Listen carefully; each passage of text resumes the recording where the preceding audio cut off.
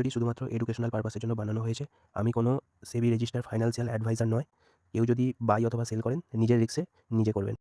Hello traders, আজকের market view কীরকম কী আছে দেখুন।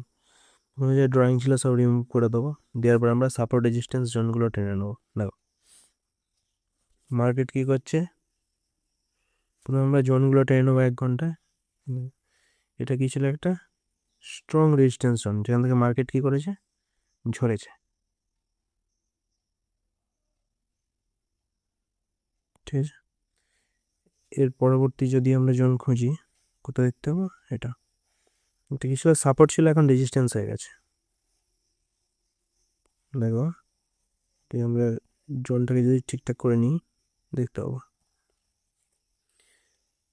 এটা সাপোর্ট ছিল, রেজিস্ট্যান্স হয়ে গেছে।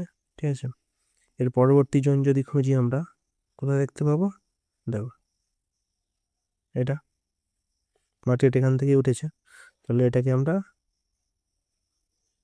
সাপোর্ট করে নেবো। আর এর পরবর্তী জোন যদি আমরা দেখি, এটা মোটামুটি এটা ধরে রাখা যেতে পারে।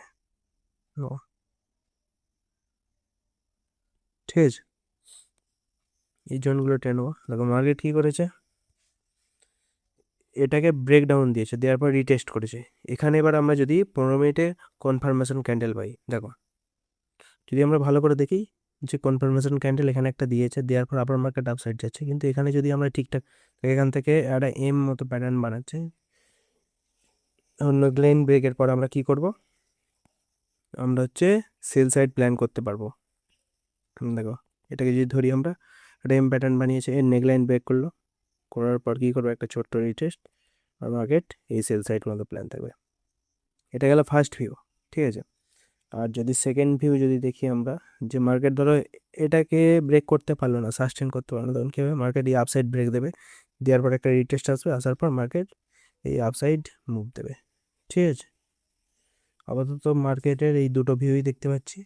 এবার আমরা সবসময় প্ল্যান করব কনফার্মেশন পাওয়ার পর, তাড়াহুড়ো করে এন্ট্রি করলেই লস হওয়ার চান্স অনেক বেড়ে যাবে। সবসময় আমরা ওয়েট করে যাব। Thank you for watching this video. If you enjoyed it, please hit the like button and the bell notification icon.